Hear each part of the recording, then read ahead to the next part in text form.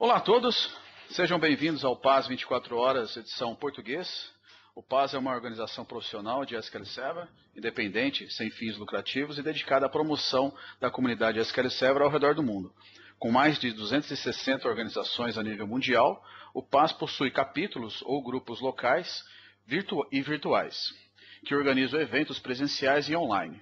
Alguns exemplos são o SQL Server, com mais de 200 eventos ao redor do mundo, o 24 horas do PAS, que é esse exemplo que nós estamos tendo, que ocorre de forma gratuita e em vários idiomas. O PAS Summit, que é um evento anual que ocorre no mês de novembro, que conta com 3 dias de palestras e 2 dias de workshops, com várias equipes, principalmente da Microsoft. No site do PAS, o sqlpass.org, você encontra informações sobre os seus grupos locais e as atividades que eles estão realizando. Em Portugal, por exemplo, nós temos 2 capítulos, 2 grupos em Lisboa. No Brasil, nós temos grupos em Blumenau, Rio de Janeiro, Natal, Brasília, Farroupilha e em São Paulo. Falando do grupo de São Paulo especificamente, como nós temos 2 das pessoas que estão liderando o mais recente grupo de São Paulo, foi criado recentemente o Codificando .NET e SQL Pass Chapter, que está sendo liderado pelo Diego Nogari, que aqui está, eu também, Alex Rosa, e o Erickson Risse, que também nos ajuda e faz a liderança desse capítulo novo. Nessa sessão de agora, nós teremos a apresentação do Diego Nogari falando sobre Big Data. Diego, é com você. Alex, obrigado. Vamos só alternar o slide aqui. Bom, pessoal, primeiramente, muito obrigado pela presença de todos vocês aqui nessa edição do 24 Horas do PAS em português. Eu fico muito lisonjeado em fazer parte dessa primeira leva dos palestrantes que estão falando em língua portuguesa no evento. Esse é o primeiro evento que está tendo na nossa língua, tanto aqui no Brasil quanto aí de Portugal e de alguns outros países também que falam a língua portuguesa. Bom, a ideia da minha apresentação aqui, acho que a questão do Big Data é um conceito novo para muita gente. Então, a gente vê muita empresa, muitos profissionais de análise de dados falando sobre Big Data, e a gente não sabe bem ao certo o que é isso. Do período que eu trabalhei na Microsoft, eu trabalhei no time de SQL Server da Microsoft no Brasil, alguns meses aqui, suportando essa parte do lançamento da SQL Server 2012. Eu entrei um pouco antes do lançamento e saí agora, a questão de 1 mês e meio, 2 meses atrás, por causa de um outro projeto que eu achei interessante para participar. Então, nesse período que eu fiquei na Microsoft, eu vi muita gente pesquisando e procurando informação sobre Big Data e nem sempre encontrava isso com uma certa facilidade. Então, eu decidi focar um pouquinho essa minha apresentação aqui nesse conceito de Big Data, no que dá para a gente trabalhar com essa parte de Big Data, seja para ambientes on-premise, ambientes dentro de casa, dentro do nosso ambiente da corporação, ou ambientes na nuvem, utilizando, por exemplo, o Windows Azure Platform. Mas a gente vai ver isso tudo aí com um pouco mais de calma nos slides mais para frente. Só me apresentando, como tem pessoal de outros países que também não me conhecem, meu nome é Diego Nogari, eu sou MVP em SQL Server desde 2008, então já tenho aí um período já ajudando a comunidade, fazendo bastante eventos, trabalhando com esse conceito de colaboração e divulgação do conhecimento para as outras pessoas, né? Como o Alex comentou, eu sou um dos líderes do Codificando .NET e SQL PAS Chapter aqui do Brasil. Esse capítulo do PAS é sediado em São Paulo. Tanto eu quanto o Alex e o Erickson somos os responsáveis por esse capítulo. O Alex e o Erickson cuidam da parte de Data Management que a gente está criando e eu cuido da parte de BI. Então a gente vai ter mais braços para trabalhar dentro desses segmentos porque eles estão segmentados, né? Então a gente vai ter um ganho aí de qualidade no material que vai ser bem válido para todo mundo que está consumindo essa informação. Se vocês quiserem participar desse nosso portal, desse nosso capítulo, fique à vontade para acessar www.codificando.net e lá dentro vocês vão poder participar, acompanhar nossas discussões, participar das reuniões online mensal que a gente vai fazer e por aí vai. Bom, para a gente começar aqui então, a mensal vai ser a Big Data. E só para a gente alinhar onde que eu estou falando, o que a gente está começando aqui, o SQL está dividido em 3 pilares, né? Se a gente for pegar o SQL 2012, principalmente, que está trazendo esse conceito de nuvem aí, que a gente está vindo desde as primeiras versões do SQL Azure lá em 2010. Então, se a gente for dividir o SQL Server, a gente está separando o SQL em 3 pilares. O primeiro deles, a gente está falando aqui de segurança e confiança para ambientes de missão crítica. O segundo pilar seria o pilar dos insights inovadores. E o terceiro, a questão de nuvem dos seus servos. Então, só rapidamente cada um deles aqui. Então, a gente está falando de confiança e segurança para ambientes de missão crítica. A gente está falando aqui basicamente de alta disponibilidade, de disaster cover, de manter o ambiente no ar o máximo de tempo possível. O que vem na SQL Server 2012 que não suporta nesse quesito é a questão do Always On. Ontem tivemos uma apresentação aqui no 24 Horas do PES em português falando sobre o Always On e os secundários, né, os variables secundários. Então a gente pôde ver também o que é possível fazer com esse Always On agora na versão 2012. Falando de insights inovadores, a gente está falando aqui basicamente de conceitos relacionados a BI. Então, eu estou falando aqui de Power Pivot, de Power View, de BI Semantic Model, estou falando de colaboração em SharePoint, estou falando de Big Data. Big Data entra nesse pilar do meio aqui dos insights inovadores. A gente vai entrar com mais detalhes dentro desse pilar, então eu não vou nem me postergar aqui. E a questão de nuvem dos seus termos, a gente está falando disso quando a gente está falando de Azure, está falando de Cloud Computing. Então, um pouquinho do que a gente já falou aqui, eu vou trazer para a questão do Hadoop, que é uma plataforma em PHP que faz processamento de transações, seja no ambiente de dados estruturados ou não, mas a gente vai entrar um pouquinho nessa questão daqui a pouco. E quando a gente está falando de número dos seus servos, é justamente pelo fato de você poder escolher como que você quer trabalhar com esse ambiente. Se você quer ter uma máquina só, você monta uma máquina. Se no período de processamento do dia você precisa de mais máquinas disponíveis, você pode expandir. Você tem toda essa elasticidade para poder trabalhar no seu ambiente e garantir que ele vai atender você da forma que você precisa. Então isso garante para a gente que a qualidade do nosso serviço, o nosso ambiente vai estar sempre disponível. Isso nos fornece mais sustentação do que a gente está falando relacionado ao ambiente, relacionado à qualidade do serviço prestado. Bom, então vamos seguir para esse pilar dos insights inovadores, que é o que a gente está falando, né?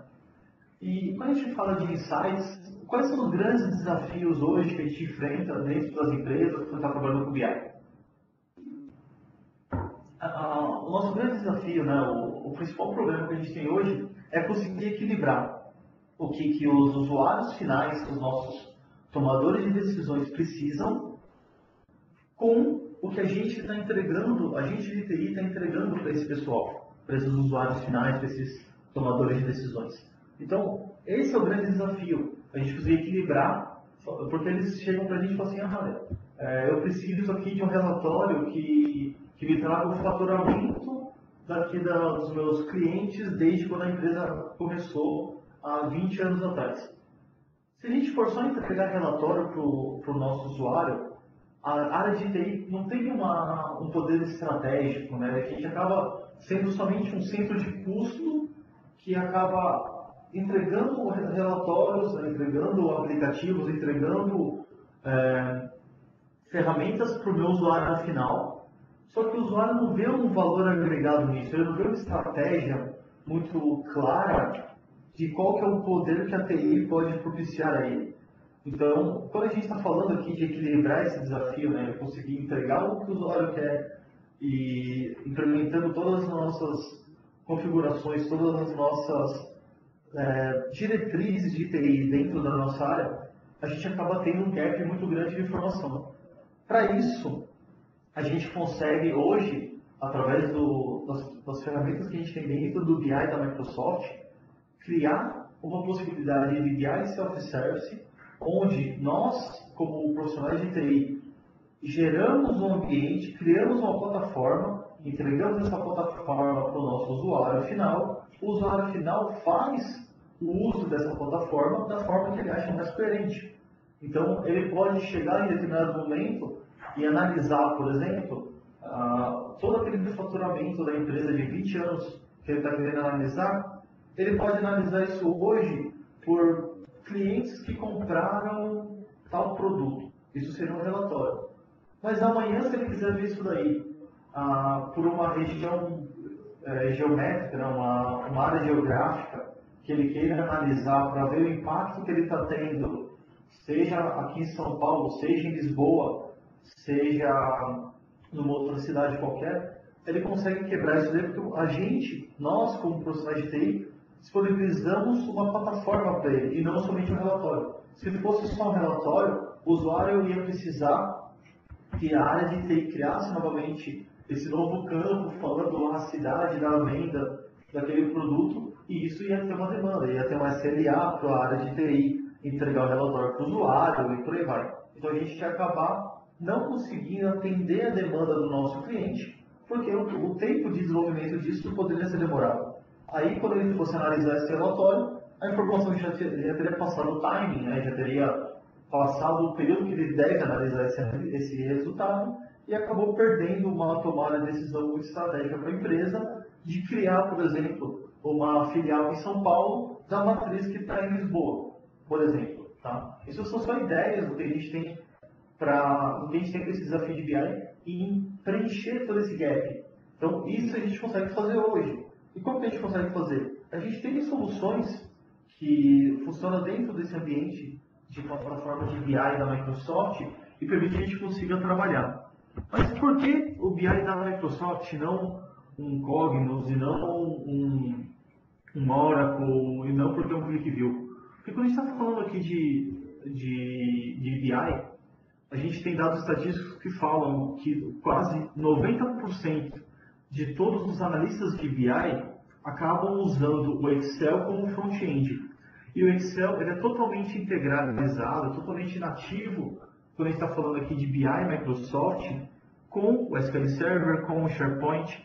Então facilita muito para a gente, quando a gente está querendo entregar para o usuário final uma ferramenta que ele não precisa ter nenhuma curva de aprendizado para poder trabalhar, porque ele já está acostumado a trabalhar com Excel, ele já está acostumado a ver esse ambiente, já está acostumado ali a fazer um lookup, fazer uma tabela dinâmica, né? Fazer um gráfico. Então, quando você dá essa ferramenta muito poderosa para o usuário e ele consegue trabalhar em cima dela, ele vê dentro da área de TI uma área estratégica para a corporação e não somente mais um centro de custo. Então, vale a pena, quando a gente está falando de trabalhar com BI, falando de trabalhar com plataforma de tomada de decisão em cima de tecnologia Microsoft, a gente conseguir olhar para essas ferramentas que o usuário já está acostumado a trabalhar e implementar soluções em cima delas. Eu não preciso criar uma solução e falar assim, olha, então agora eu fiz aqui essa plataforma de BI para vocês, usuários, e vocês, usuários, vão passar uma semana fazendo um curso aqui para entender como essa ferramenta funciona. Poxa, a gente tem o Excel, que é uma ferramenta super poderosa, a gente tem o SharePoint, que trabalha muito bem para a gente fazer colaboração, a gente tem o SQL Server, como uma ferramenta, uma plataforma completa para BI, tanto na parte do ETL, quanto da criação dos cubos, quanto de relatórios. Então a gente não precisa mais ficar se preocupando em tentar empurrar a goela abaixo do nosso usuário uma ferramenta que a gente queira, porque, enfim, tem alguns outros motivos que a gente possa escolher aí para alguma outra ferramenta, mas não é o que a gente oferece, né? Quando a gente está falando aqui de BI Microsoft, tem tudo isso integralizado e já numa facilidade muito grande para o nosso usuário poder consumir esses dados. Então, olhando aqui esse gráfico da Forrester, a gente consegue ver que os líderes de BI então, são alguns, né? A gente tem aqui o SAS, tem o SAP, IBM e tem a Microsoft. A Microsoft está dentro desse quadrante de líderes para Self-Service BI. Então, faz sentido a gente conseguir utilizar e começar a implementar isso dentro de casa. E o que é esse tal do Self-Service BI? Porque quando a gente está falando de BI, a gente está falando de eliminar o trabalho da área de TI e passar muito mais trabalho para a nossa área de negócio. O Self-Service BI, ele nada mais é do que algumas ferramentas que a gente tem para poder viabilizar essa possibilidade de criar um ambiente no qual o nosso usuário, o nosso tomador de decisão, ele entra nesse ambiente, nessa plataforma, cruza a informação como ele deve achar que tem que cruzar e ele monta toda a estrutura. Então, aqui a gente está vendo um desenho cíclico da informação. Então, eu tenho um lugar onde a gente começa o acesso. Esse acesso à informação, ele é muito importante. Nem sempre, toda a informação que eu preciso, eu tenho dentro de casa. Então, em alguns momentos, eu vou buscar essa informação fora de casa. Só que quem que fornece a informação para a gente é a área de TI. A área de TI que vai, por exemplo, fazer um acesso ao marketplace em algum lugar para poder buscar essa informação. Eles que vão juntar a informação vindo de um lugar para o outro. Então, a área de TI vai prover acesso aos nossos usuários. Mas quem tem que falar para a gente qual que é o dado que precisa, como que a informação tem que chegar para ele, é a área de usuário, né? A área de negócio. Então, quando eles têm acesso à informação, eles fazem uma limpeza nos dados. Então, a gente consegue, através, por exemplo, do DQS, né, do Data Quality Service, do Master Data Service, fornecer uma solução para o meu usuário final, no qual ele cria o seu data cleansing, né? Ele cria a limpeza dos dados, porque ninguém é melhor que a área de negócios para falar se uma informação ela é limpa ou não, se uma informação está correta ou não.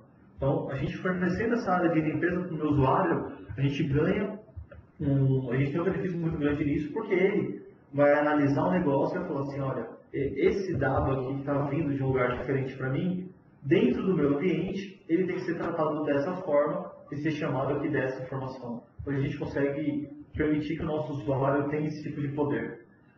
A terceira caixinha, né, o terceiro item que a gente está vendo aqui, é essa questão do mashup.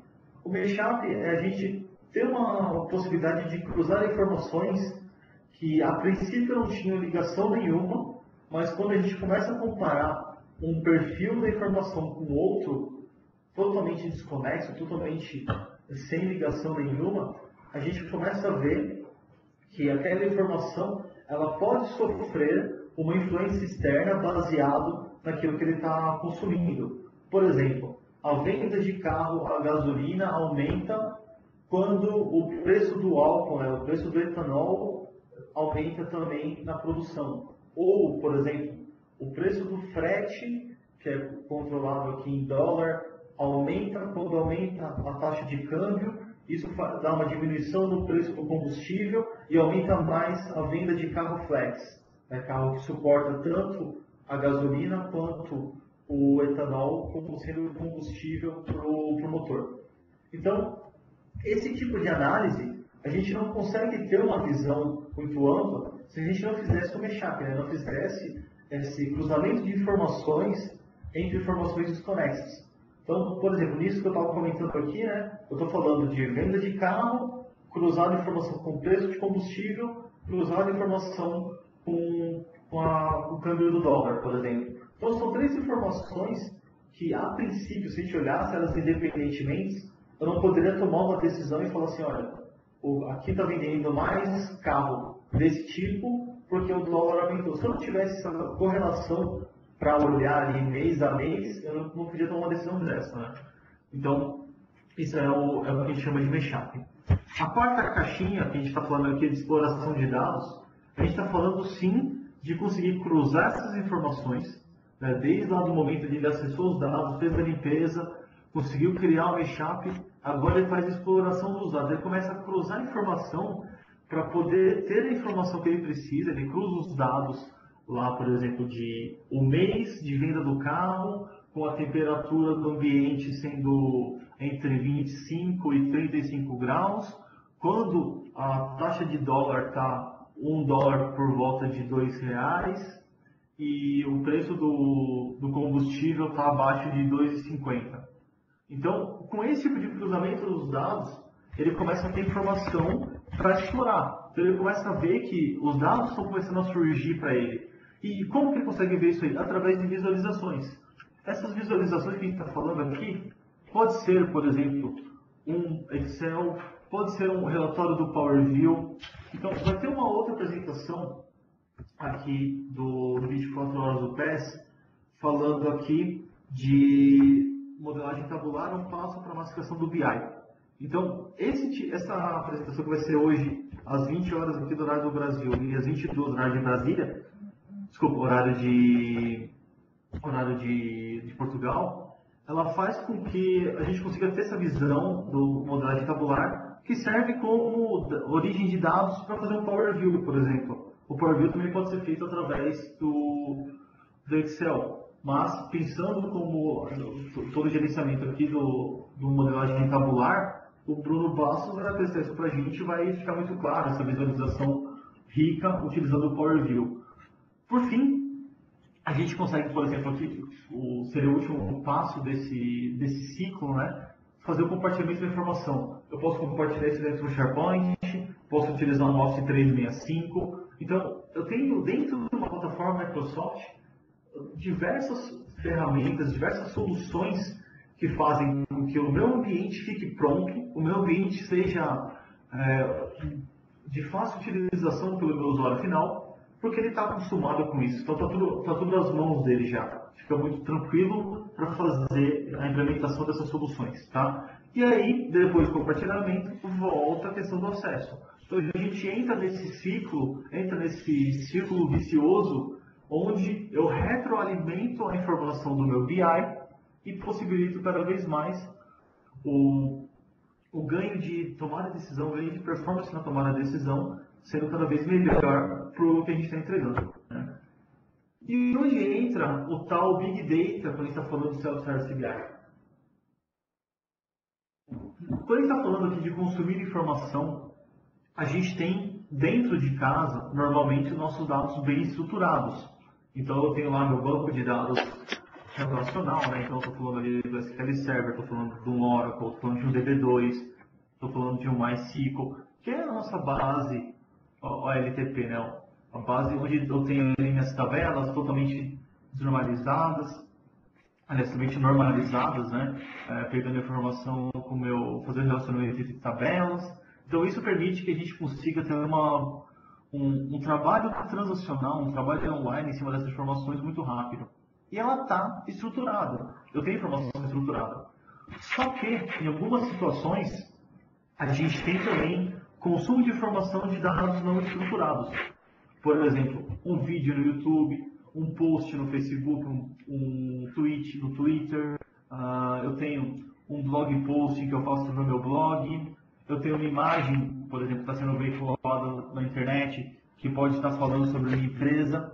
Então, esse tipo de coisa, são dados não estruturados, a gente também tem que levar em consideração, porque isso impacta diretamente na percepção da minha empresa pelo público. E para isso a gente trabalha com o Hadoop, né, que é esse ambiente em PHP que é open source. Se vocês quiserem trabalhar, é possível implementar alguma coisa utilizando Hadoop já. Então, para informações não relacionais, informações não estruturadas, a gente usa esse cara. Mas o que ele faz? Afinal, o que é esse tal do Big Data? Quando a gente está falando de Big Data, eu estava comentando, né, que a gente tem que ler informação não só estruturada, não só que está dentro da minha casa, de uma forma que eu sei a estrutura, como também a informação que está lá fora. Então, aqui tem um infográfico que foi feito pela Go Globe, que mostra o que acontece em 60 segundos de internet, né? Em 1 minuto de internet, o que acontece? Então, só para vocês terem uma ideia aqui, falando aqui de WordPress, né, que é aquela ferramenta super famosa para montagem de blogs, a gente está falando de 50 ferramentas, de 50 downloads do WordPress e mais ou menos 125 downloads de plugins do WordPress. A gente está falando aqui de 1 minuto, mais ou menos 695 mil buscas dentro do Google. A gente está falando aqui de mais ou menos 1.500 blog posts e mais 60 novos blogs surgindo. A gente está falando aqui, em 1 minuto, apenas 1 minuto de internet, a gente tem mais de 600 novos vídeos dentro do YouTube. A gente está falando aqui de mais ou menos 1 minuto de internet, de quase 100 mil novos tweets.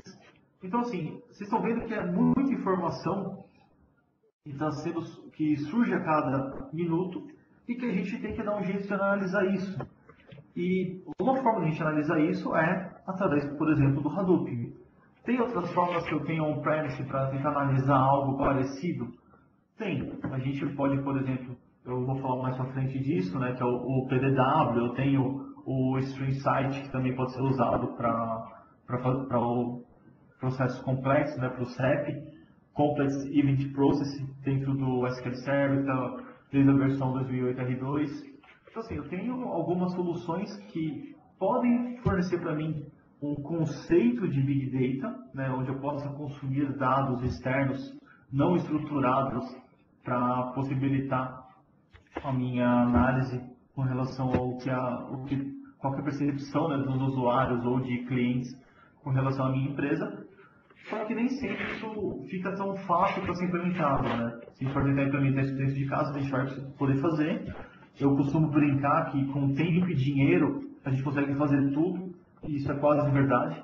Então, se a gente tiver tempo e tiver dinheiro para implementar, a gente pode fazer um Hadoop, pode fazer um conceito desse Hadoop dentro de casa, mas você já tem um desse pronto na internet, que tem uma galera trabalhando em cima disso, empresas sérias por trás, fazendo o financiamento do projeto, e ele já está trazendo para a gente uma estrutura pronta para se consumir esses dados não estruturados, não faz sentido a gente reinventar a roda. Então vamos trabalhar com o Hadoop, que faz muito mais sentido para a gente do que criar do zero. Mas enfim, se você quiser, fique à vontade. Um exemplo disso, se você tiver interesse em aplicar, o CRM Dynamics da Microsoft, ele faz uma leitura de alguns feeds, né? Por exemplo, o feed do Twitter, do Facebook, pegando algumas informações que trafegam na rede, e você pode ter isso on-premise, né? Você pode ter isso dentro do seu ambiente e ele vai estar coletando essa informação, ele fica snifando a rede e está coletando isso aí. Então é possível ter uma aplicação dessa dentro de casa. E nesse caso, ele nem sai tão caro, porque já tem uma implementação já em algumas coisas já prontas, né? Beleza. Vimos qual que é essa ideia do Big Data, e vendo isso um pouco mais amplo, agora com essa questão de tecnologia, né? Qual que é o passo para a gente ter um tal do Big Data implementado dentro da minha empresa? A primeira coisa é a gente fazer uma análise, fazer um processo analítico dentro do ambiente e fornecer os serviços para o nosso usuário ter o Self-Service BID. Repare que tudo que a gente estava falando aqui, dessa macro ideia, volta a remeter para aquele gráfico cíclico que eu tinha postado alguns minutos atrás, falando de toda aquela cadeia de informação, né? O acesso, aí ele faz a limpeza dos dados, ele monta o mashup, aí ele faz a exploração dos dados, faz a visualização, colabora e volta lá para o início. Então, esse processo cíclico aqui é uma outra forma de a gente conseguir enxergar esse processo cíclico e algumas tarefas que a gente pode utilizar, né? Então, por exemplo, esse primeiro quadro verde que a gente está vendo, que mostra aqui esse processo analítico acontecendo, a gente está falando aqui, por exemplo, do nosso pessoal operacional poder consumir os dados, a gente tem uma informação real-time alimentando esses dados, em um certo momento ele vai retroalimentar isso aqui, né? Ele vai se autoalimentar, entra num processo recursivo. Então, essa estrutura analítica permite que consiga olhar esses dados que estão sendo gerados e tomar alguma decisão em cima disso.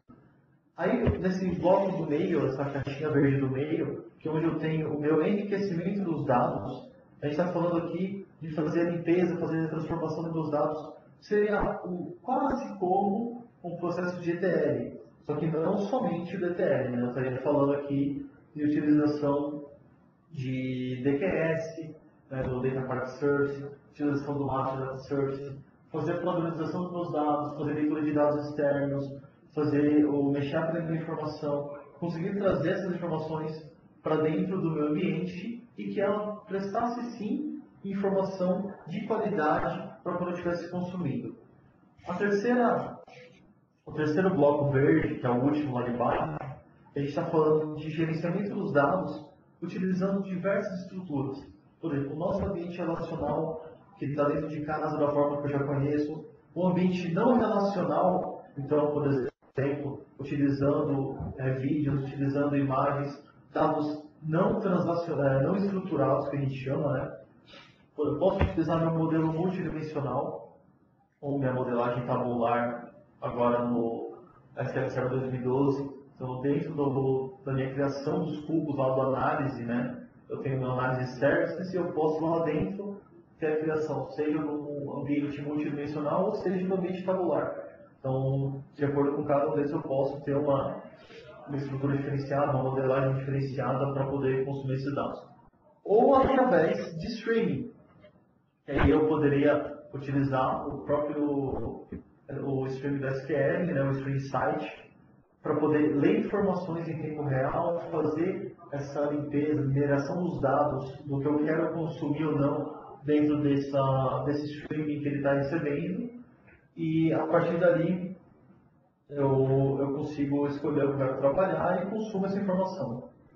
Por final, eu posso buscar informações através por exemplo, do marketing, do SQL Azure Market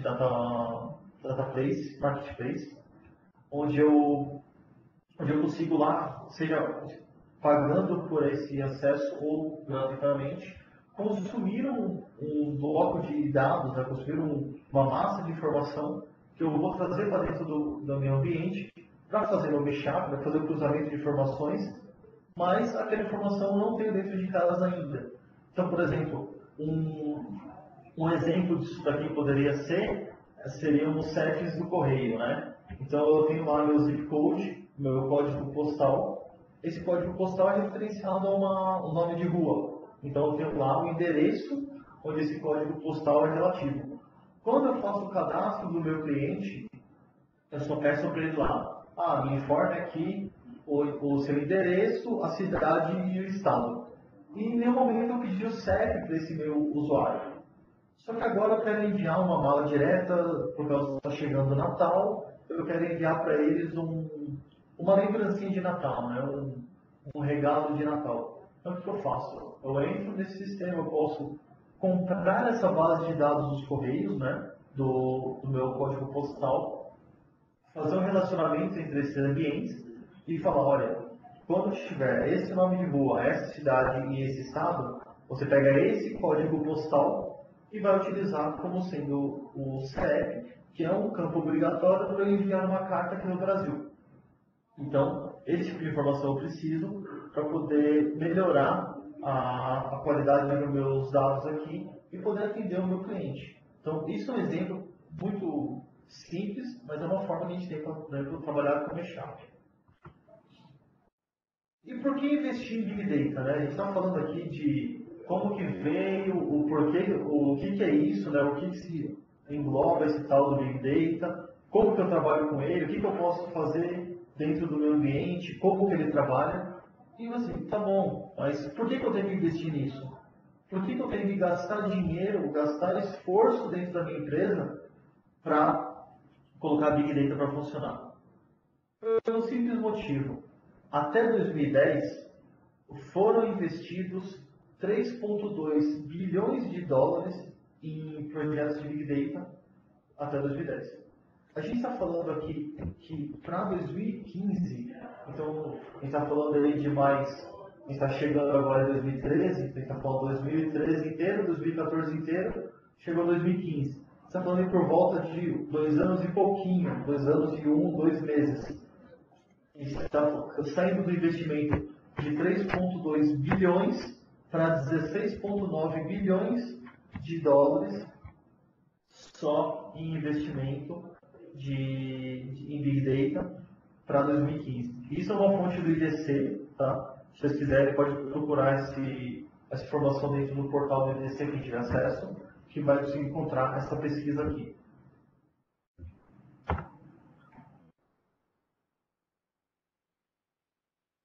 E aqui, só para vocês terem uma ideia dos investimentos que as empresas estão fazendo em 2012, tá? Também é uma pesquisa do IDC aqui para o Brasil. Então, olhando o investimento aqui em 2012, BI, nessa área de Business Intelligence é a área de maior investimento na área de TI e telecomunicações que as empresas estão fazendo em 2012. A gente está falando aqui que 55% das empresas estão investindo bastante em BI para esse ano de 2012. É o maior investimento que eles têm. Tá? Quando a gente está falando também de Big Data, a gente está falando, você já sabe por que investir, sabe como funciona isso daí, vou entrar um pouquinho mais no conceito do Big Data e o que é isso daí, né? Quando a gente fala de Big Data, são 3 vezes os principais do Big Data.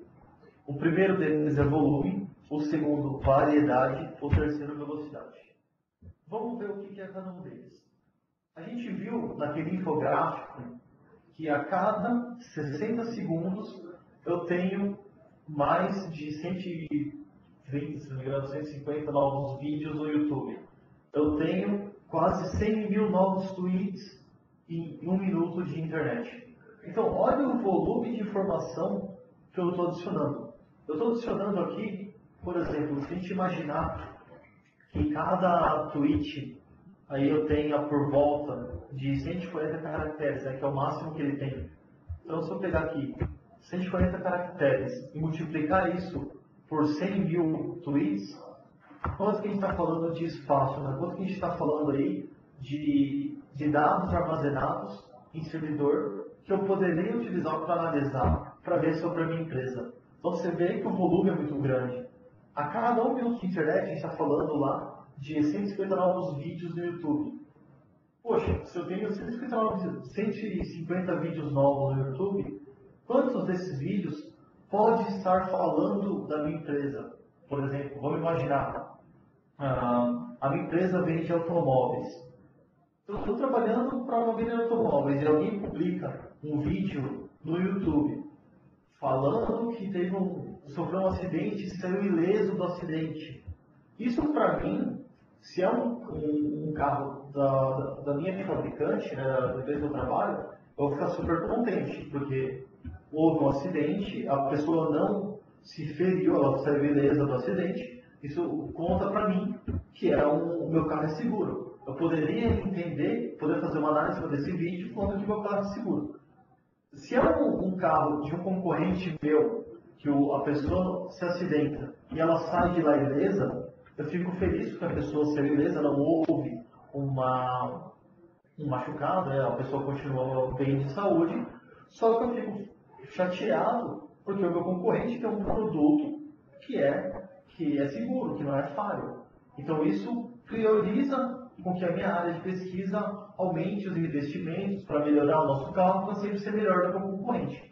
Então, esse tipo de análise nem sempre você consegue fazer se você não tem uma estrutura para analisar esses volumes muito grandes de informação. E hoje a questão do Big Data nos fornece isso, né? A variedade de informação. Voltando para isso, eu tenho lá um tweet que tem 140 caracteres, texto. Eu tenho um vídeo, então é informação em vídeo, né? Informação ali que dentro do YouTube que eu estou lendo e estou consumindo através de uma outra forma, um formato diferente de consumir essa informação. Depois eu poderia ter um post num blog. Isso seria uma outra forma de informação. Eu poderia ter um canal de áudio, um podcast, por exemplo. Poderia ter uma imagem falando sobre a minha empresa, um flyer de alguma coisa, uma promoção que estão fazendo e estão utilizando ali um carro para a minha empresa como sendo uma oferta, um presente para quem comprasse lá, não sei. Então, esse tipo de informação segue uma variedade muito grande de tipo de informação que pode ser consumida. A gente precisa estar antenado e entender esse tipo de situação. E a velocidade. A velocidade com que isso acontece é muito grande. Mesmo aqui no Brasil, onde o nosso serviço de internet móvel não é muito bom, a gente tem o 3G aqui, mas é muito ruim o serviço. Por mais aqui no Brasil que o serviço seja ruim, a gente vê no transporte público, a gente vê isso em ônibus, vem em trem, vem em metrô, o pessoal com seus smartphones interagindo no Twitter, interagindo no Facebook, mandando mensagens umas para as outras pessoas. Então isso a gente vê uma velocidade muito grande acontecendo. Tem pesquisa aqui no Brasil que já a quantidade de celulares já passou a quantidade de pessoas. Então isso significa que existem mais celulares circulando aqui dentro do Brasil do que pessoas que a gente tem aqui no Brasil. A gente está falando da população do Brasil por volta de 190 milhões e a gente já tem por volta de 210 milhões de celulares. Então a gente está falando aí de mais de um por pessoa. Isso quer dizer que uma grande taxa dessas pessoas que têm celular possuem smartphone. Então vamos imaginar que seja metade dessa população possui smartphone. A gente está falando aí de por volta de 100 milhões de pessoas conectadas, produzindo material ou consumindo material que está através da internet. Então a velocidade disso é muito grande. Então, a gente está falando aí de um volume, uma variedade e uma velocidade muito grande de informação acontecendo.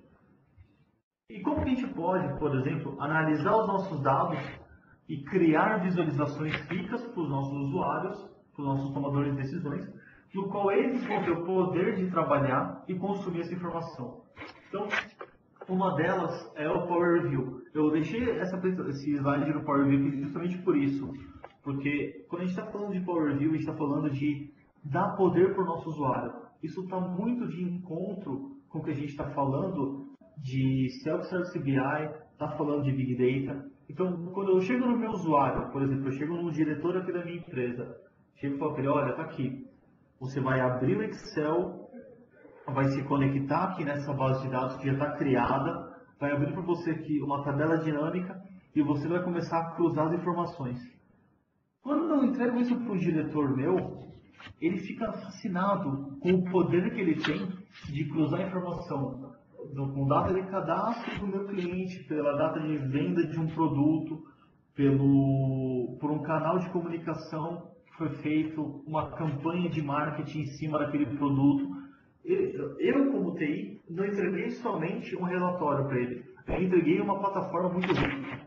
Então, quando ele tem esse tipo de poder, ele se acostuma a trabalhar com essa ferramenta, ele precisa visualizar, precisa interagir muito mais com essas soluções do que simplesmente com um relatório estático, gerado ali em PDF, gerado em Excel, gerado em Word.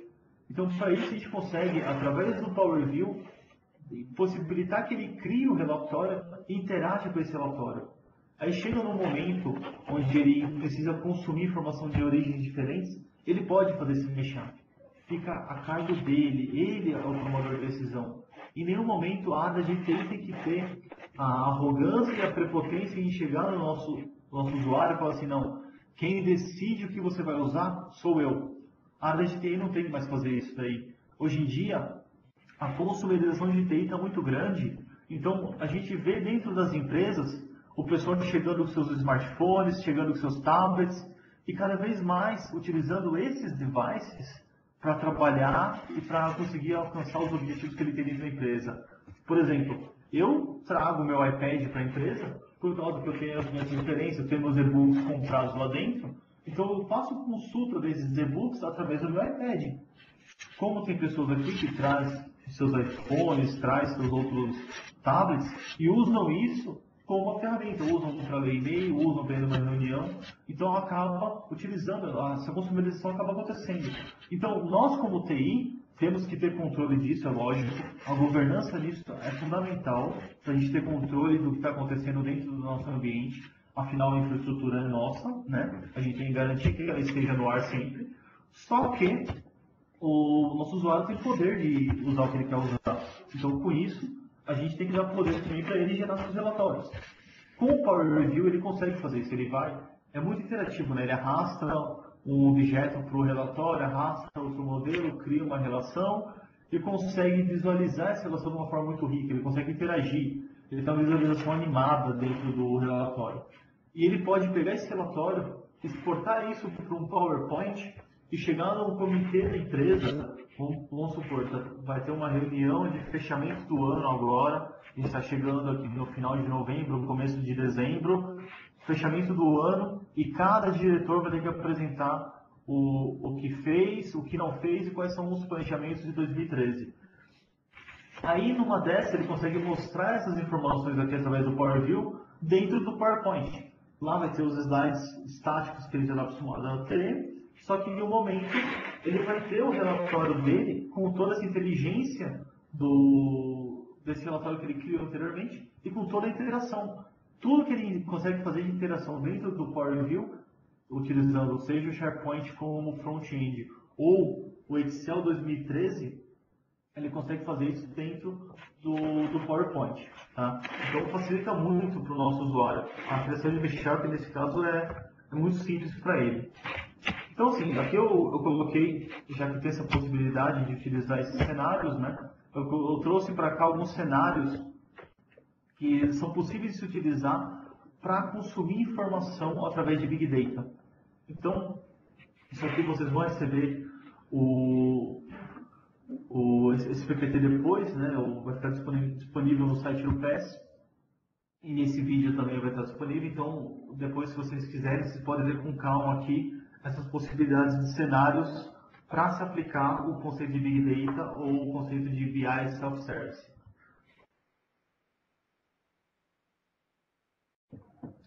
Quando a gente está falando aqui de self-service, né, falando de Big Data, essa consumerização, consumir informação de várias origens diferentes, consumir informação de vários lugares, fazer uma mashup e criar a minha tomada de decisão, criar o meu ambiente.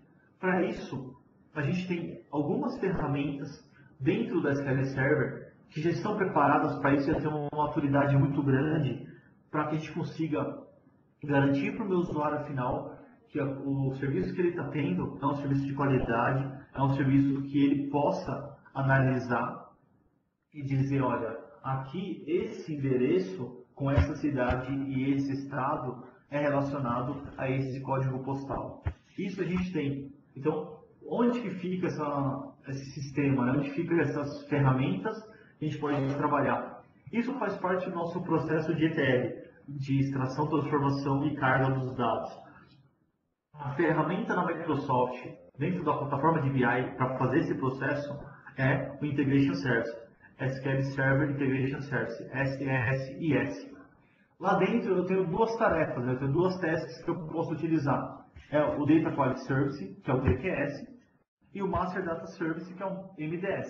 Então, dentro do Integration, eu tenho essa ferramenta que me possibilita fazer integração, limpeza e gerenciamento dos meus dados, para eu poder ter uma garantia de precisão e confiabilidade do que eu estou consumindo, do que eu como usuário final estou gerando para poder fazer o consumo da informação. Então, fiquem atentos, né, para quem não está trabalhando ainda com MDS e com DQS, que isso pode ser uma ferramenta muito boa para o seu usuário limpar os dados e fazer o cruzamento que ele precisa. Então, fica a dica para isso daí. Você lembra lá no começo que eu comentei que é possível trabalhar com esse conceito de Big Data dentro de um ambiente, seja on-premise, né, que é dentro de casa, dentro da nossa empresa, ou no ambiente na nuvem utilizando o Hadoop. Quando eu estou falando de ambiente aqui dentro de casa, o ambiente dentro da minha empresa, eu estou falando basicamente do PDW, do Parallel Data Warehouse. O PDW ele é um appliance da Microsoft junto com HP e junto com Dell, onde é possível fazer um processamento de dados muito grandes. A gente está falando aqui de uma arquitetura do conceito de MPP, Massive Parallel Processing. Só que, para eu colocar meus dados dentro aqui do PDW, eu preciso entender como funciona a arquitetura dele, todo o particionamento de tabela, toda a forma como os meus dados vão ser armazenados e estruturados dentro do ambiente para eu ter o máximo de performance possível. Hoje a gente tem algumas empresas que já conhecem bastante de PDW. O caso aqui no Brasil, por exemplo, a SolidQ é uma das melhores empresas de SQL Server que eu conheço, que dá para trabalhar, que dá para confiar quando está falando de implementação em PDW. Então, eles sabem da estrutura, eles conhecem toda a organização de como que está isso daí por trás do appliance. Então, eles podem fornecer para vocês uma solução de qualidade. Se você não conhece, vai ter que entender da estrutura, entender a arquitetura e para fazer a implementação disso. É possível fazer? É. não é impossível, só que você vai gastar um pouquinho de tempo para poder fazer essa implementação, que funciona muito bem para esse tipo de segmento. Já quando a gente está falando de nuvem, falando de utilizar o Big Data para a nuvem, utilizar para o que a gente tem fora de casa, a gente está falando aqui de basicamente utilizar o Hadoop, que é aquela plataforma open source desenvolvida em PHP, que permite que a gente consiga trabalhar com esses dados não estruturados, mais o Windows Azure Platform, onde eu tenho essa possibilidade de fazer uma escalabilidade, né? Ter uma TI elástica para consumir até petabytes de informação. Então, se alguém quiser, por exemplo, pegar um SQL Azure e conectar dentro do Hadoop, é possível? Eu quero conectar o meu SQL on-premise no Azure, conectar o SQL on-premise no Hadoop, é possível? Quero conectar meu Excel no Hadoop, é possível? Então, assim, você tem várias ofertas para se conectar nessa base que já está lá fora, né, que já está dentro desse conceito do Hadoop na plataforma open source. Você pode consumir informação a partir daí. Quem quiser, tem uma versão de avaliação do Hadoop para Azure, no qual você fica até 5 dias para fazer teste, para poder brincar. Você cria seu cluster de Hadoop dentro do Azure e faz o consumo da informação. Tá? Alguns meses atrás, coisa de 2, 3 meses atrás, eu criei minha conta, fiz meu vínculo para consumir informação dentro desse ambiente. Eu fiquei legal 5 dias testando, mas não consegui criar um ambiente que eu pudesse consumir de fora, né? Então houve um pouco sim de dificuldade para criar, mas isso não é nada absurdo. Eu também não pude me dedicar 100% a isso, mas está lá disponível. Quem quiser participar pode pegar e consumir essa informação. Então fica aí esses dois ambientes para se trabalhar com BI. E o que a gente tem hoje, né? Se eu for falar assim, hoje, no dia 28 de novembro de 2012, o que eu tenho de informação que eu posso trabalhar para consumir aqui, fazer Big Data dentro do meu ambiente, né? Então aqui eu tenho, por exemplo, as soluções de plataforma de BI para fazer isso aí dentro do SQL 2012. Eu tenho o Power View e o Power Pivot, eu tenho o Analysis Service, Report Integration, mais o DQS e o MDS. Isso para eu fornecer meu ambiente dentro da plataforma de BI. Para o lado relacional, para o lado do ambiente estruturado que eu tenho, o que a gente pode trazer como velocidade, né? Eu tenho aqui o SQL 2012 com o X-Velocity. Aí eu estou falando, por exemplo, do Call Store Index. Estou falando aqui de Power Pivot. Então, são algumas coisas que usam esse algoritmo do X-Velocity, que era conhecido antigamente como Vertpack, né, dentro do SQL 2008 R2. Se eu não me engano, o Vertpack sofreu uma evolução, foi melhorado e hoje em dia é chamado de X-Velocity. Eu tenho o PDW para o meu ambiente analítico de SQL. E eu tenho o Fast Track, que não é um appliance, ele é uma arquitetura de referência, que funciona muito bem para você ter alto desempenho em DWs de baixo custo, em Data Warehouse de baixo custo. Então, vale a gente investigar, vale a gente dar uma olhada nesses carinhas aqui.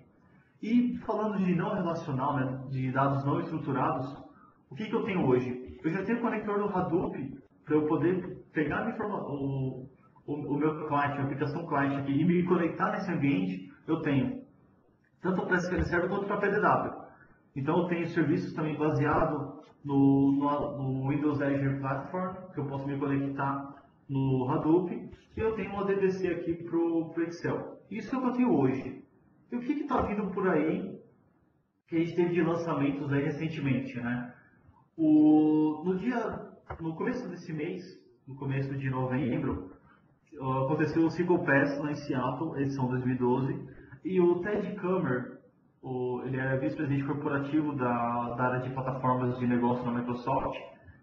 Ele falou que a gente já tem tecnologia em memory na SQL desde 2010, né, que foi quando lançou o SQL 2008 R2. Desde essa época a gente já tem alguma coisa para trabalhar em memory dentro do SQL. Só que ele prometeu para a próxima versão a gente ter uma estrutura muito boa para trabalhar com SQL em memory.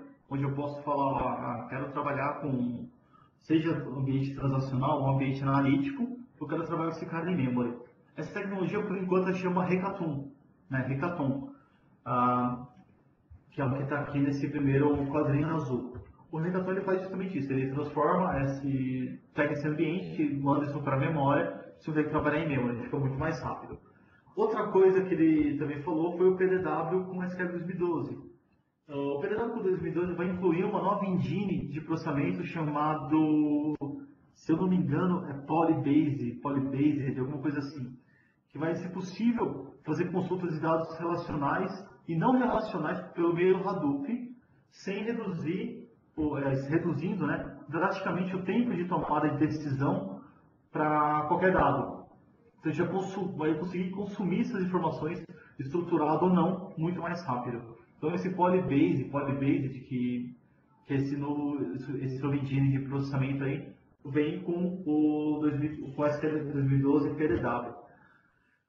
Se eu não me engano, esse mês aqui, o mês passado, tivemos também o lançamento do SQL 2012 com o Service Pack 1.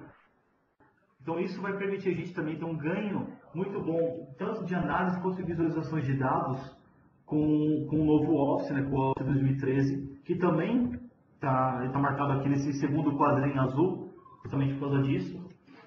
Esse Office 2013 permite que a gente já consiga, por exemplo, ter o Power View dentro do Excel de forma nativa. Eu tenho o Power Pivot dentro do Excel 2013 de forma nativa. Então são algumas ferramentas que já estão vindo aí para trabalhar. E eu também consigo, por causa desse conceito de Self-Service BI integrado ao SharePoint 2013, eu consigo ter um desempenho aí de por volta de 20 bilhões de linhas por segundo numa leitura. Então, assim, são demonstrações que eles fizeram lá no SQL Pass, né? Foram anúncios que foram feitos no SQL Pass, e vale muito a pena a gente ter isso no radar quando a gente está tomando decisão para falar essa questão do Big Data. E por fim, aqui esse último quadrinho verde, é o que está aí da Windows Azure Platform. Por que eu coloquei ele aqui também? Porque, não sei se todo mundo sabe, mas o roadmap de soluções de cloud computing, não só da Microsoft, mas também de outros concorrentes, como a Amazon e o Google, o roadmap de aproximadamente 3 meses. Então, a cada 3 meses estão sendo lançadas novas features, novas funcionalidades, justamente por causa desse ambiente ser tão dinâmico e tão utilizado em abundância, utilizado em excesso, para fazer esses ambientes de tomada de decisão muito rápida e custo de TI baixo. Então, com isso a gente consegue ter vários ganhos de desempenho, vários ganhos de performance, enfim. Vão ter outras sessões aí para falar só de Azure, que vão ter depois da minha, né? Já tiveram algumas antes e vão ter algumas depois. Então, vale a pena a gente pensar nessa questão de Azure também. Bom, o que eu queria falar com vocês era isso, né? A gente passou aqui já quase 1 hora de apresentação, então eu queria puxar para vocês aí, abrir esses últimos minutinhos para dúvidas. Então, por gentileza, acessem o quadrinho de perguntas e respostas, né, de Q&A, que fica aí em cima no menu. Façam as perguntas por aí, eu vou tentar responder todas elas agora em tempo real.